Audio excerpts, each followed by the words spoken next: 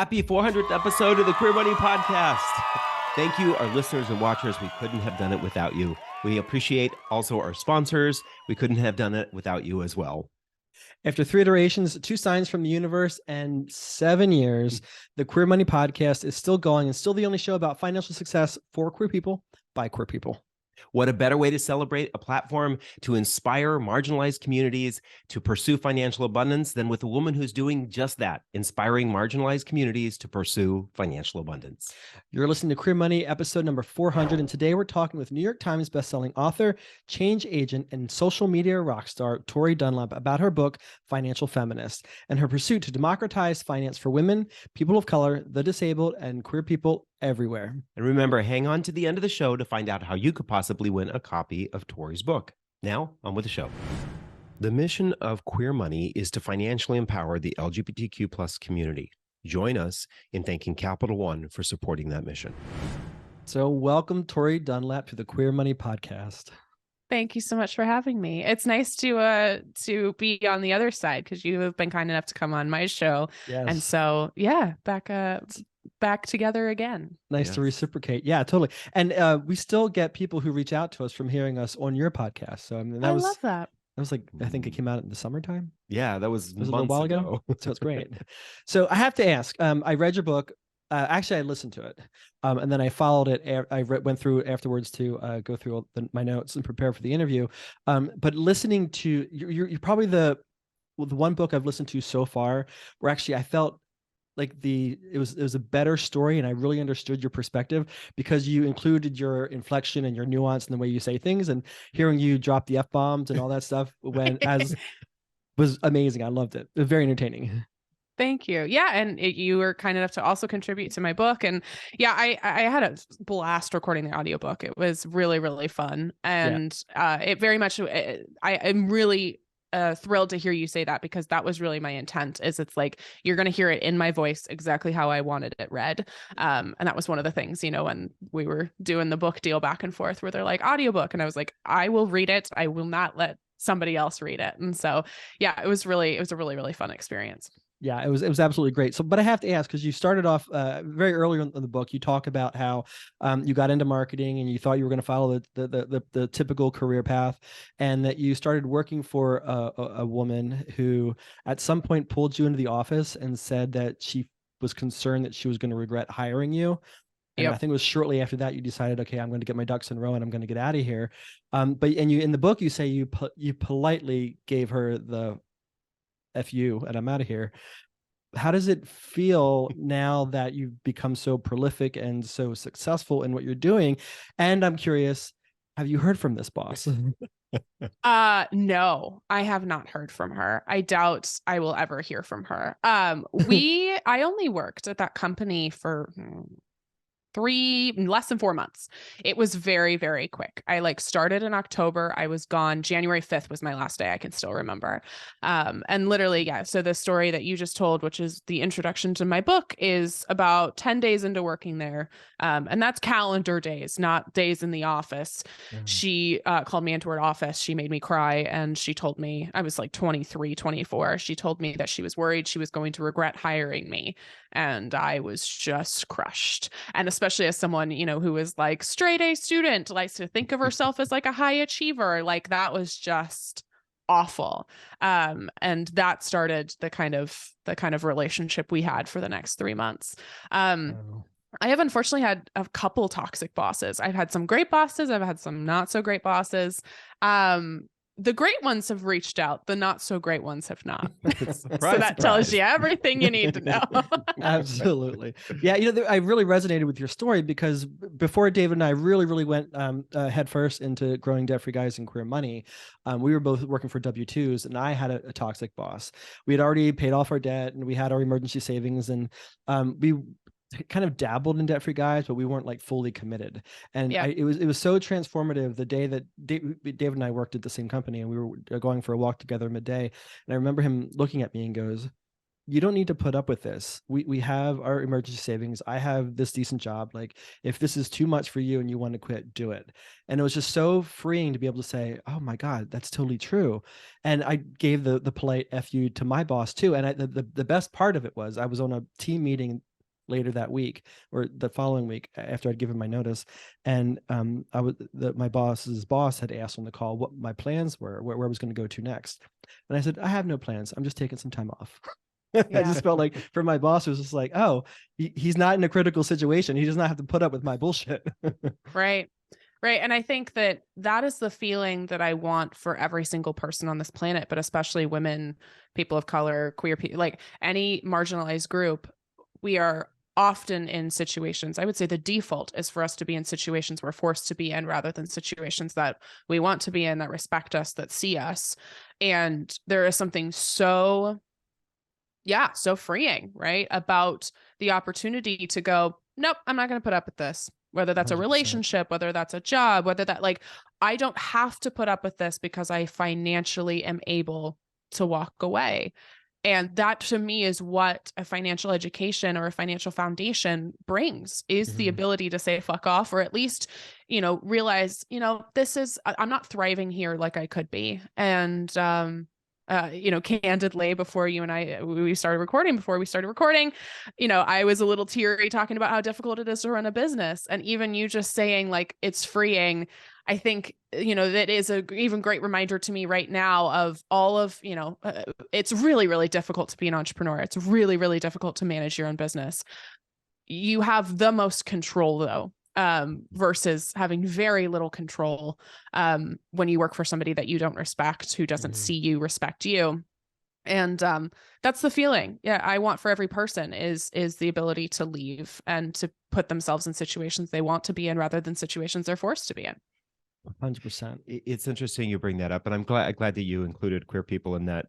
We had Tom Brickman of The Frugal Gay on our podcast a while back, and he related the story of literally, he worked for a major movie theater chain and had been working there for a number of years. And literally his boss said to him, we hire gay people or queer people specifically because they don't have children and we can work them to death. And that was the one of the triggering moments for him, that he's like, these people don't give a shit about us. I need to get my ducks in a row and get the hell out of here. Yeah. And I think we all need to look for those signs that there's a possibility that that's how you're being used and abused. Well, and in addition to, which first of all, horrible. Second, like the interesting thing though, is like, even if you realize your mistreatment, right, there's very little, unless you do have that financial education, unless you do have resources, that you can do about it. And we've also been told, member of any marginalized group, right, you're told to play small. And I talk about this more in my book, but like, you're conditioned to do that. So even getting to the point where you're like, this treatment is unfair, is a huge like accomplishment, right? Or a huge step, because we have been conditioned to accept worse treatment and to just be grateful for anything that we get. So it's one thing even to get to the point where you're like, this isn't right. And then two, of course, to have the resources to be able to do something about it. And I think that's why it's so frustrating to be a human right now, just in general, is that in this grand scheme of life and politics and society and systemic oppression, like, there's very little we as individuals can do to control and to sway that. But of course, in theory, if we all come together, there's a certain amount of progress we can make. But yeah, I have often talked to friends of mine, to people in our community who, one, don't see the treatment as unfair. Two, if they finally get there, they're like, well, there's nothing, I have to stay here. I have to pay my bills. Right. Or I have been conditioned to believe that this is what I'm worth. I'm worth this mistreatment. Right. Or I am not worthy of more than that.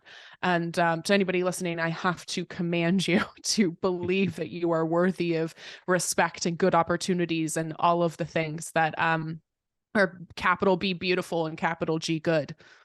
Absolutely. So that's a great segue into this next question here. Is how are you say in your book that money is being intentionally weaponized, especially for marginalized people? So how is that happening exactly? And how does the patriarchy punish us for trying to improve our financial situation? So we do have the opportunity to say, this is no longer working for me. I'm going to move to something else. Yeah. This is something that was really delicate to write about, because I didn't really see anybody else talking about it in this way, but I can only speak to my experience as a woman. When I'm going to use a very gender binary, but when we raise boys and girls, right, what toys do we typically give them, right? We give boys Legos and trucks and things to build, and we teach them that their value to society, or like the skills worth building, are creative, are innovative, are like critical thinking, right? That's what we tell boys. What do we give girls? Dolls, easy bake ovens, right? Bridal veils. We give a literal child another child to take care of, which is crazy to me, right? We hand a 2-year-old girl a baby doll and we're like, here, mother this child, you child. So we're told as women that our our contribution to society is in how much we give, and in how selfless we are, and in not our own ingenuity, but in lifting others and giving to others. So what happens then when a woman has the audacity to pursue wealth for her own benefit? Well, she's told first that it's not her money, it's daddy's money, or it's her husband's money, or she's a gold digger. We tell her that she's wrong for pursuing wealth. We tell her she's greedy, right? This is back to the conditioning that happens, right? To keep people playing small is, oh, you should just be grateful for what you have. Why are you asking for more? Mm-hmm. And then we weaponize that altruism, right? We're like, why aren't you donating more? Like, oh, you're not taking care of everybody else. That's selfish, right? And it's like the pursuit of wealth to gain stability and safety and happiness for yourself is not a bad thing.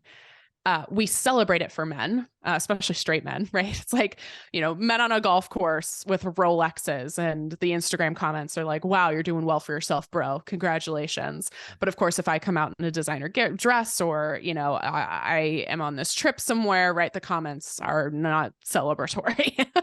So it's just really, really interesting how the patriarchy teaches us altruism, especially as women.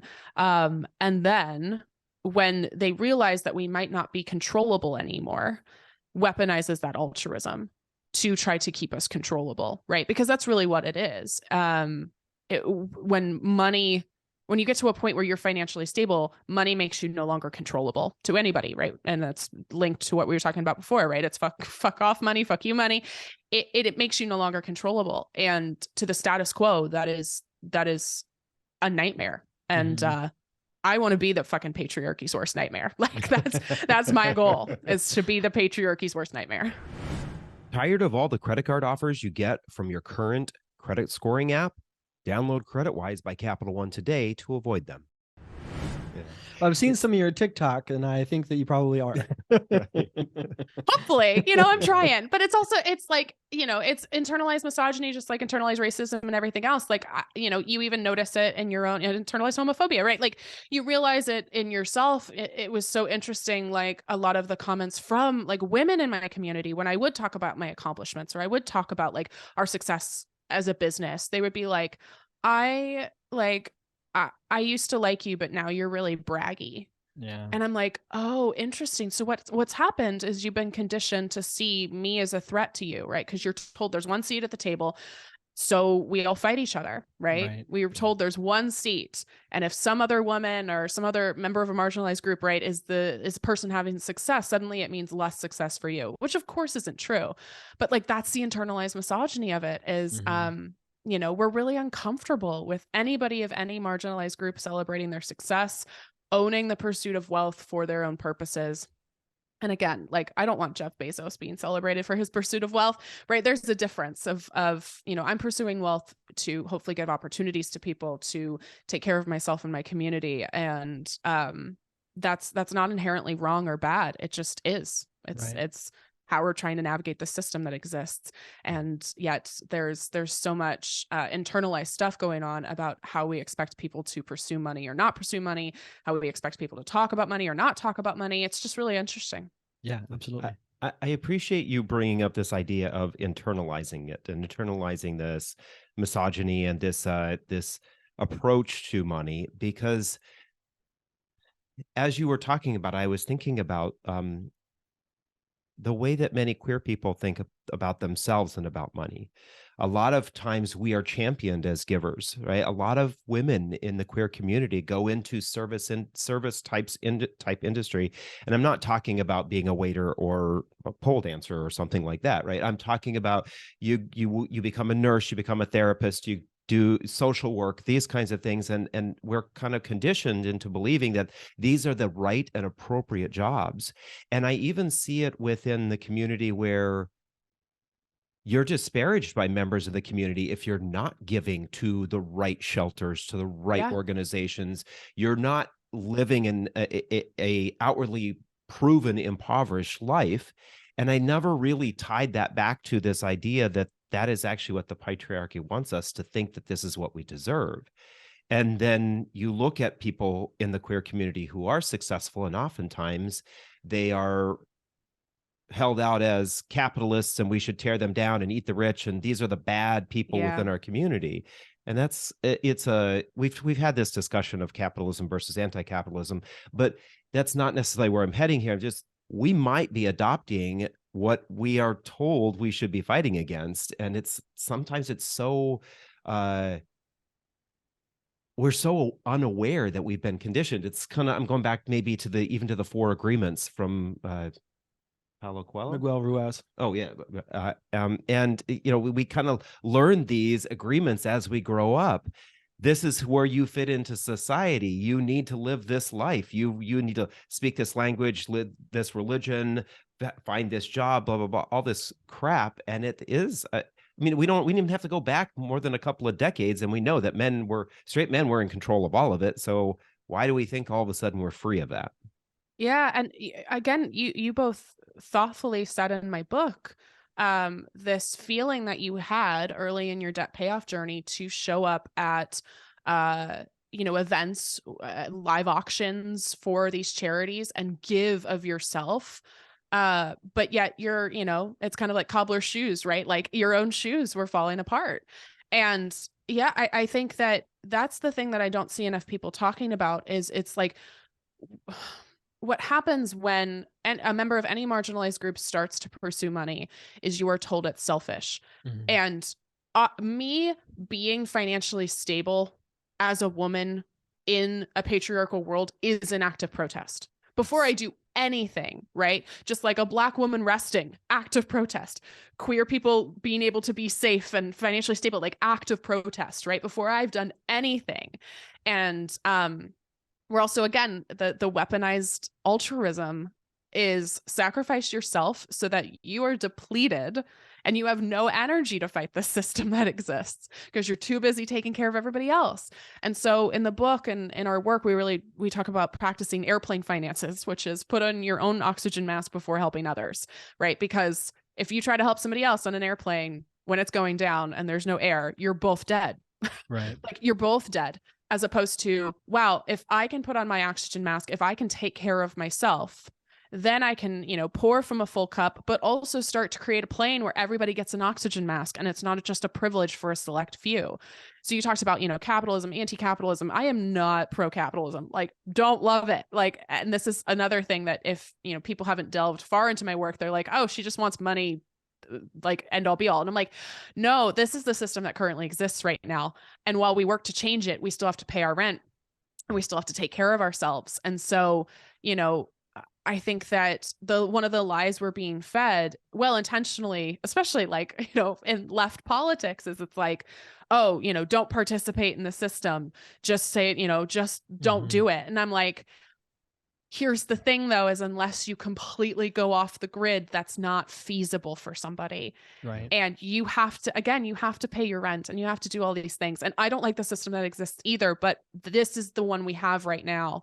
And in order to start changing it, I need you to be literally safe. I need you to be stable. I need you to have, beautiful things so that you can feel equipped with your full arsenal to start changing the communities around you.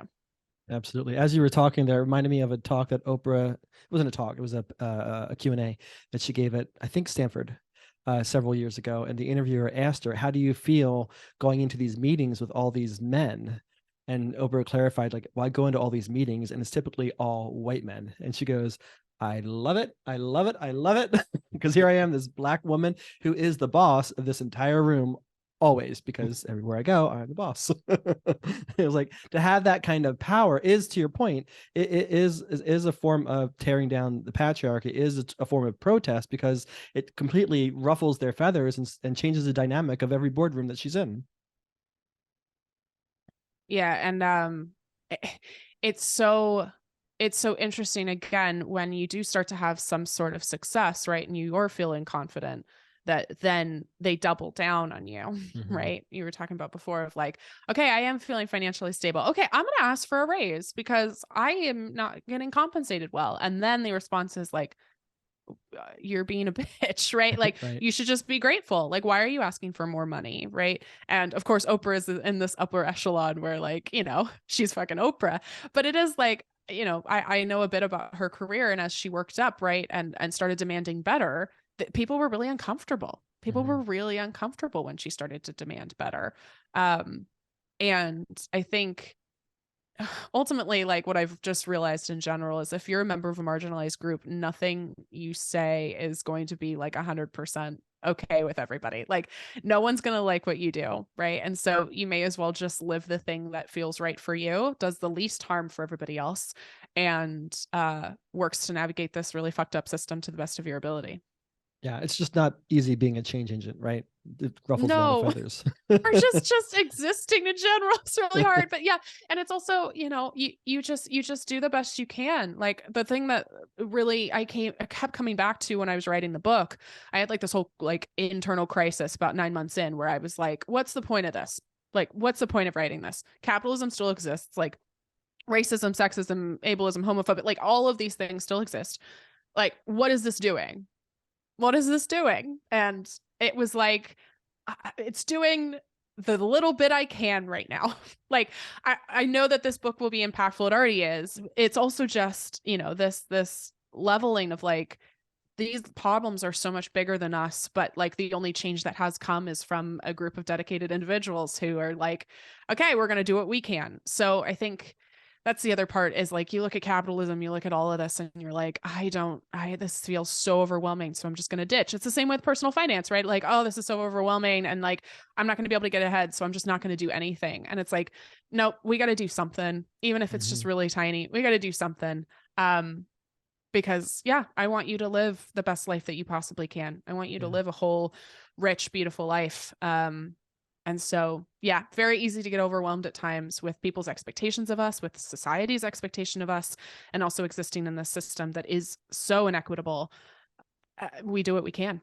Yeah, 100%. But somebody's got to plant the oak tree seed for the oak tree 10, 20, 30, 40, 50 years. It's finally the big, glorious oak tree that we all love. So let me dial back just a little bit.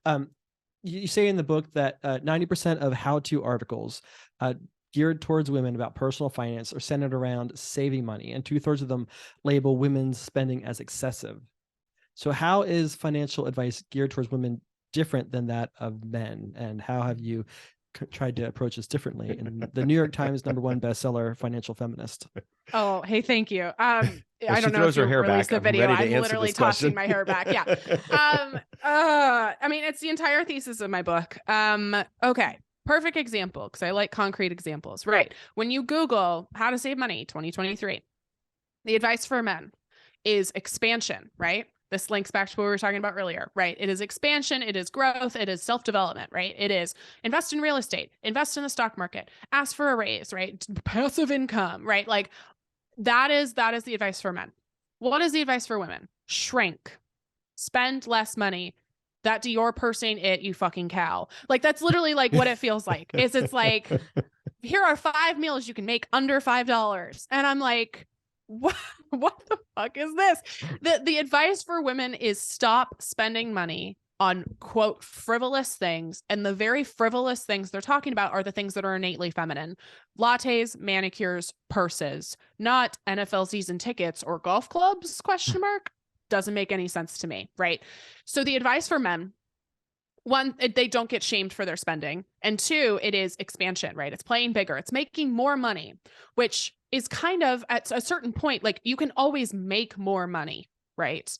Now there, of course, that's with an asterisk of like systemic oppression asterisk, but like you can make more money. There's only so much you can cut, right? You, again, still have to pay rent. You still have to buy groceries. You still have to take your children to daycare, right? Like there's certain things that you will not be able to cut anymore. And the very things that, you know, they say you should cut are the things that make life enjoyable and worth living, right? Travel, the occasional latte, the occasional nice thing to get through this really shitty thing we call life. Like it's so gendered. And the advice, again, is not, here's what a Roth IRA is, here's how to negotiate your salary. It is deprive yourself so you're miserable, so you can't fight back against the patriarchy. So yes, there is certain levels of spending optimization we can do. I have an entire chapter in my book about mindful spending. It doesn't mean like cutting things you love. It just means being more strategic about where your money goes and making sure it can give you the most value for you. But you also have to couple that with the things that are really about wealth building, right? Again, the investing, the negotiating your salary, or finding a better paying job. And we know actually statistically for heterosexual couples, the split is still very gendered. Women handle the day-to-day finances, right? The budgeting, the coupon clipping, right? The grocery shopping. The men are handling the wealth building. And in order for us to really see financial change, we have to, one, start talking about money differently, and not just be like, again, shrink yourself, spend less money, hate your life. Cut more coupons. But also teach marginalized groups, okay, here's what investing is, and here's how to do it. Here's how to negotiate your salary. And then third, make, you know, workplaces that actually respond well when you present data to negotiate your salary, create places that you can invest as ethically as you'd like to be. So yeah, that was one of the things in my research that I wasn't surprised by, but like I had to take more breaks for this book than I thought to just like scream into a pillow. It's just like just walk straight into the ocean. Like it was just, there was that so or a glass many of wine, right? yeah. There were so many of these moments where I'm like, oh God, this is so gendered. This is so gendered. In a way that we haven't fully unpacked yet because it's again so ingrained. It's so normalized. Right. Yeah. It's interesting you bring this up because I'm fairly active under our Debt Free Guys brand on Twitter. And I share a lot of content around real estate investing because that's something that we're starting to get into. And one of the things that I find over and over and over again is that there are like 3 or 4 women out there talking about real estate investing. And I'm like, from time to time, someone will share, someone will create this thread and it will be all these people you should be following. And I'm like, where are the women on this list? Crazy. Where are the women on this list? There's no women on this list. Or even just somebody who isn't a cisgendered straight white man. Like, there was, was it Graham Stevens the other day, like a couple weeks ago, was like, here are 10 money books to read. No women. I don't think there was maybe one black man, very few people of color, no women of color. I don't think anybody was queer. I was just like, oh, it infuriates me because that's the other thing about like the financial, even, you know, we all know you and I, and it's just so interesting that even the very like sphere of personal finance, it's still so backwards. And the people that are known as personal finance experts, right? Susie Orman, yes, queer woman, has made such good progress, I think, for many women and queer folks in particular. But like still, advice is super shaming, right? Rich Dad, Poor Dad, Dave Ramsey, like all of these people, they're not acknowledging systemic oppression in the way that they should, and not acknowledging nuance. And yes, the very people talking about like real estate or investing or, you know, the people you should follow, it's like, it's just an echo chamber. Yeah, 100%. I've never shared this before. So this will be uncomfortable, but David and I are included on a lot of lists of brands that you should follow in the personal finance space. We were both just, you know, included on that for the Street's 2023 Finfluencer. And sometimes I question the authenticity of that because we're still by and large the only or the biggest LGBTQ brand in personal finance. I sometimes question, like, are you just being inclusive and that's great? Or are we actually one of the top 25 that you should be following, you know? We've been trying to get more and more LGBTQ people into this space to share their message, because obviously we're speaking from a very narrow voice, cis gay white men, and we can't express everybody else's stories and experiences.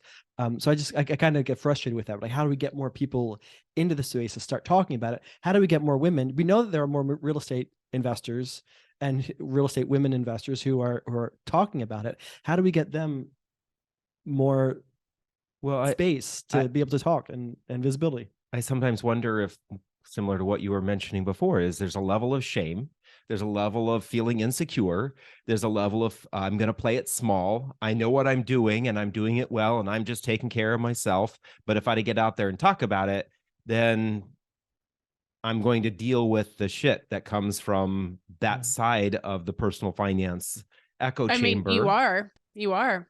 Yeah. And like, that's the hard part, is it's, how much do I want to say? When you're a business owner, like, well, we were talking about this before. Being a business owner is really hard. Being a public person is increasingly difficult. And again, I'm like I'm a personal finance educator. I'm not Oprah or Taylor Swift or any of these people who like have an actual issue with this. But it is, when you open yourself up to all of, celebrating your opportunities, there's going to be feedback, let's call it, of people who have a lot of opinions, right? And sometimes their feedback, might hit you where it hurts, and sometimes it's just like, okay, I don't need to listen to that. Right. But that is the thing. I often wonder how much quote feedback would I get if I was a cisgendered straight white man. I think a lot less. And so, that is the interesting thing too, is it's like, okay, if I'm out here celebrating my accomplishments and starting to become, an expert in my space, what's the downside of that, Right. And so, sorry, go ahead. I wanted to ask, what percentage of the feedback, because I think you were in PR apparently, what feedback do you tend to get from cis white straight women, do you think? I mean, it's sure that's probably hard to estimate, but what percentage of that would you say? It's hard to say.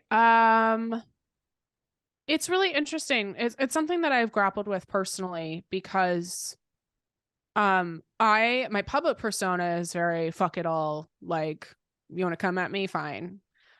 Internally, I'm a little bean. I'm very soft, and I'm just like, I want everybody to like me and respect me, and just see me for the person I am, and making nuanced decisions that are really difficult. And sometimes I'm going to fuck up, and like, I hope you have the grace for me to allow that. And like, that's really difficult. Mm-hmm. So some of the feedback, is internalized misogyny, or is just like really just shitty. And some of the other feedback is stuff that I worry about, where am I acknowledging my privilege enough? Am I, am I doing everything I can be doing with the platform that I have? So that's where I think it's difficult, is it's like, it's a good chunk of, let's call it feedback. But it's like 2%. The most of it is like, you've changed my life, which is so sweet. Or like, I've gotten out of debt, or I've saved money, or I've negotiated my salary and I feel confident. That's probably more like 99%. Just for me, as the real life Leslie Knope, who like wants everybody to like her, I think that 1% feels really loud often. And there's also just like, especially feedback on business decisions. So we get a lot of feedback about how we run our business. And that's really, really tricky, because it's all feedback from people who have never run a business before. Right. And I'm like, here's the thing, is it's like, I see you, I hear you. I probably am thinking the same thing you are. However, I cannot say it. I have contracts. I have certain legal hoops I have to jump through. I also can't make the decisions maybe that you want to make, or that even I would like to make in theory, because I have to pay people. Mm-hmm. Right. And so like, that's the interesting thing we were talking about before of financial freedom. Like me as an entrepreneur, like I'm starting to find out more and more that, all of the things that felt like a 9-to-5 that I was beholden to, I'm starting to feel a little bit in my own company. Which again, whole thing that I haven't processed fully. But yeah, I think a lot of the feedback, the vast 99% is just lovely and supportive. That 1%, I would say half that 1% is not accurate at all. And the other half, although I don't know if it's entirely fair, is the thing that feels really concerning to me, because it's what I'm personally most worried about. It's like what keeps me up at night, of like, am I doing right by people? The white guilt of just like existing and being a white person. Like, am I doing enough to, you know, navigate that? So I'm kind of rambling here. Clearly I'm processing a lot of shit. But at least you're asking really the question. You're asking the question, because there are a lot of people who don't feel that they think it's beneath themselves to ask that question. And typically that's cis straight white men. So not all of them, but a lot of them do that. Yeah. Yeah. And again, I think back to the point, you know, all of us were making, is it's like, I don't know how much, again, I put feedback, that's my kind word for it. Like, I don't know how much of that would come my way if my gender identity was different. I don't think there would be nearly as much. So yeah, it's just, it's always the patriarchy, isn't it? Well, so let's deviate a little bit and talk about some of the women whose shoulders you're standing on. Sure. I loved in your book, I didn't know about these women. And so I definitely want to make sure we cover them in this episode here. Who were Victoria Woodhull and Tennessee Coughlin, and how did their stories represent the patriarchy's dominance in finance? Yeah. This was something I even didn't know, but I was starting to research the book, and my lovely research assistant Ariel pulled a couple of these people. These are women like late 1800s, early 1900s, who were like champions on the stock market and running for president before. Like, I didn't know that we had a woman running for president back in, like, I think it was 1894 or something like that. Like, it's crazy. But basically they were either stockbrokers or women who were just trying to champion both, you know, voting rights and rights of women, but also specifically having a voice in the financial sphere. And as you may assume, because we've very rarely heard of these women, history was not kind to them. Right. They were labeled both in their time and after as shrews, as hysterical, as, you know, basically just crazy. And I think that it's, again, so interesting, tried to keep them controllable. They were starting to get their own money, starting to have a voice, starting to become uncontrollable. So what happened? They were labeled crazy. And it's so interesting to know that this has, again, been going on forever, but specifically that the attempts keep happening, right? And the progress, even tiny, and even if that progress is dampened or hurt by people basically being shitty, there is some sort of you know, tiny movement towards equality or towards you know, a better foundation. And so yeah, I would we only get to talk about them very briefly in my book, but yeah, look them up. They were incredible. And I think at one point, I'm trying to remember which one it was. I think it was Victoria. She like sued I think the company or the stockbrokers, because she was like, you've taken away my livelihood from myself and my daughter. And so basically I'm going to sue you for all the money you're losing us. And like, it's just, it's incredible. But again, I even had no idea. I had no idea these women existed. Yeah, I feel like there's a book right there, the original women in personal finance. Right. Well, and even like, I remember back in 2020, I think this is a failing of my school system, along with many others. I had no idea about Black Wall Street in Oklahoma. I had no idea it was burned down. Right. Like there's so many moments of history, of course, where, you know, you realize who's telling it and you realize how it's being taught. And that there was, again, so much attempts at progress. And then again, people are thriving. That makes people uncomfortable. It makes the patriarchy uncomfortable. Yeah. Do you want to know what's so crazy about, there's lots of things. One thing that's so crazy about Black Wall Street was a couple of years ago, we interviewed Dr. Hannibal B. Johnson, who wrote several books about Black Wall Street. And in the preparation for publishing that episode, we did a poll in our Facebook group, and we asked how many people in the Facebook group were familiar with Black Wall Street. And there was one of the respondents was a Black man who said he went to school at Tulsa High School, grew up in Tulsa. His parents were the victims of Black Wall Street, and he had never heard of that. And I was like, how do you live in the heart of it And how do you go to the school in the heart of it, and you've never been taught about it? Now, I understand he elaborated that for his grandparents, it was too much to revisit. And I totally Yeah. get that. But how the school system would fail the people that were still in that community is beyond me. Well, it's very, Thanksgiving, right? It's like, oh, the pilgrims and the indigenous people sat down together for a meal. And I'm like, no, we gave them smallpox blankets. Like, it's so interesting. The amount of times, take a shot every time I say it's so interesting, but it's just, it's crazy that, what history repeats and remembers. And even the fact that I am in this, this industry, and I had no idea she existed or they existed. Yeah, it's just baffling. Talk about something that we didn't know existed until a couple of months ago.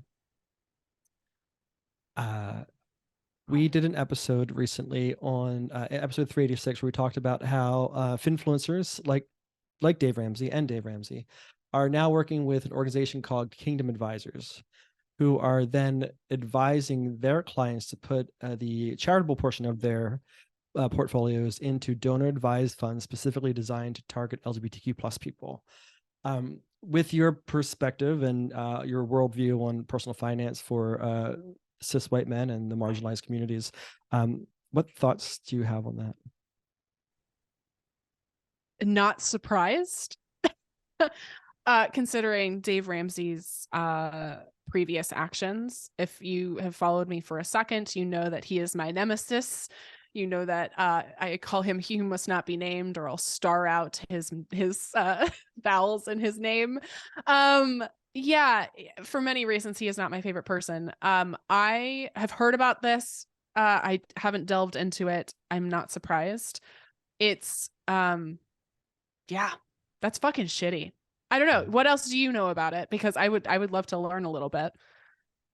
Well, so what we found in our research was that this is sort of the funnel all the way from the beginning of listening to my podcast and the churches I'm going to go to and speak at to try to get you into my ecosystem. Eventually, I'll get you to these certified Kingdom advisors, and then eventually we'll get your money into these specifically anti-LGBTQ donor advised funds that are then funding the anti-LGBTQ legislation that, from our perspective in our community, we're all of a sudden like, where do these 409 laws or whatever they are right now, where do they come from? Well, they've been preparing for this for years, and we're just now playing catch up. And so I was curious, like, from your perspective and what you know about the patriarchy, especially in finances, like what's your perspective on this? And also, what sort of similarities, if anything, do you see with the oppression in finance of LGBTQ plus people, ableism, racism, misogyny, and all that? Yeah. And I'm just going to throw in there, it's not just LGBT people, because these are also the same lawyers that wrote the amicus brief that tore down Roe v. Wade. This is a concentrated group of people that are focusing on this is the way, and the way is white Christian nationalism. And we feel like, and from what we have gathered, is that there are a lot of people who think that they're doing the right thing because they are good-hearted Christian people. And this is what my financial advisor tells me to do. I'm supporting adoption. I'm supporting food banks. I'm supporting all these great things. But what they don't realize is that's like 10% of the sliver of where the money goes. A massive chunk of that money goes to these organizations that are actually employing lawyers, building up politicians, putting boots on the ground, occupying space in front of all of these people to block the progress that we're making. Yeah. Oh, Dave Ramsey in particular has weaponized his version of Christianity in order to make money and in order to shame people, really. The fact that Financial Peace University is taught in so many church communities, specifically evangelical church communities, has always alarmed me. I actually, on an episode of my podcast with Gabe Dunn, who hosts Bad with Money, they and I read a Dave Ramsey book, and I had never actually sat down and read one. And it is just alarming, the amount of Bible verses, the amount of this is God's plan for me. Like, it's just really really interesting to hear that language, but it's, it's alarming. This goes back to, it's it's a full-time job to understand and learn about everything that's going on with either what you choose to invest in, what you choose to buy, right? Like, that is a full-time job. So these individuals who have just been told by their well-meaning parents or their well-meaning church members who are like, yeah, Dave Ramsey's program worked for me. And they're like, okay, great. Like, I don't necessarily blame those individuals, because it is a very difficult task to, one, decide I'm going to investigate every decision I make with my money, Right. but two, to then like say, I'm not going to do this. Especially when, again, these well-meaning people are marketing very back-channely the promotion of anti-LGBTQ plus rhetoric, but publicly are like, I'm just going to help you save money. So that's one problem, is it's just really difficult. And I, again, mentioned this in my book, to figure out, okay, how do I not contribute to the ozone layer and not, purchase my clothes from places that aren't going to use child labor? And also, like, that's just really difficult. But two, I think the bigger problem is we have these very specific choices that are being made by folks like Dave Ramsey, but in a very veiled, non-transparent way. Right. And that, for me, is where I take the most issue, is that he has used his platform and continues to use his platform to promote his specific agenda, which is, anti-LGBTQ. He has fired people for getting pregnant out of wedlock. He has fired queer people from his company. It's a mess. You've given me some more reading and research to do, but woof, I didn't realize it was that bad. I have some notes I can share with you. Great. And it's really hard to navigate capitalism. And if you, typically white people, well-meaning white people who are like, I'm learning how to get out of debt, and this program works, because still, like, this happened a couple weeks ago. This like very well-known like beauty influencer who I've been following for like 3 years just randomly posted, I don't think it was sponsored, just a like, oh, we're working to get out of debt and we're trying to be more transparent, and we use this like financial peace or baby step program by Dave Ramsey. And I was like, no. And so I went to the comments and I was like, no, please don't do this. And they blocked me, which is fine. Because I was just like, please don't. I love you. I love your content. Don't do this. Yeah. But like, that's the person that everybody knows. He's the debt guy. Okay, great. We'll go to Dave Ramsey. And there's plenty of people like, this is going down such a rabbit hole.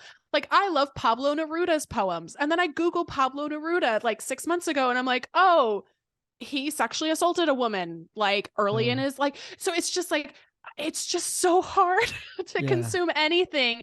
And to also, again, to navigate the system to the best of our ability. So if you are a willing participant in Dave Ramsey who knows all of this, yes, that's an one issue. thing. Yeah. Right. But I think a lot of these people, he's just been told that they've been told that he's the guy. He's the guy you go to. What I take more issue with is the fact that he is doing all of this like sly shit behind the scenes that no one's seeing. Right. Yeah. Yes. Yeah. Right. Yeah. And that's why I loved your book. Even for me, who I feel like that was like a nice little like, okay, Tori, let's get back on track here. No, absolutely. This is what I was looking for. What we were looking for. There were elements of the book that I thought that surprised me. I thought I was more educated and more aware, and there were elements that you highlighted in the book that I had no clue about, and that's why I think it would be a good read for all of our listeners. So with that, how can our listeners get a copy of your book? How can they connect with you? Thank you for having me. Thank you for your work. I am Her First 100K on all of the socials and herfirst100k.com. I host the Financial Feminist podcast, where you can find our lovely interview with you all. And the Financial Feminist book will also, you are featured wherever you get your podcasts, wherever you get your books. Thank you for all of your love and support. Of course, thank you. And thank you for being so inclusive in your book. You included so many people from different backgrounds and stories and histories. And I just thought it was wonderful to hear everybody's unique perspective. And I have not heard that in another finance book to date anyway. So congratulations. Thank you. Yeah, something we did very intentionally. I didn't want to just hear from me the whole time. So, I'm tired of hearing myself talk. Yeah, it was important to hear from diverse perspectives, and also like I have learned so much from you all and from other experts in the field, and it's just if I was going to write a book about it, well, it can't just be me. So Absolutely. Thank you. And so for our listeners and viewers, if you hang on to the end, we'll tell you how you might be able to get a free copy of Tori's book. Start your journey to financial independence with a checking and savings account that doesn't nickel and dime you with fees. Get a Capital One 360 checking or 360 performance savings account at Capital One today. Wow, Tori, thank you very much for an amazing interview. Thank you for your time and everything that you are doing for people everywhere, including the queer community. For you, our listeners, thank you again for listening to another episode. Here's your Queer Money takeaway. It's an easy one. Go get her book. Get a copy of Financial Feminist, Overcome the Patriarchy Bullshit to Master Your Money and Build the Life You Love. For your chance to possibly win a free copy of Tori's book and not have to pay for it, subscribe to the Queer Money Podcast email list, available in the link in your podcast player. Then join us this Thursday when we talk about the most affordable, LGBTQ-friendly city to live in, South Dakota. And next Tuesday when we talk with Tony Award winner, manifesting and mindset coach, Nick Demas, for tips on how you can manifest more money into your life. Thanks again, and have a great week.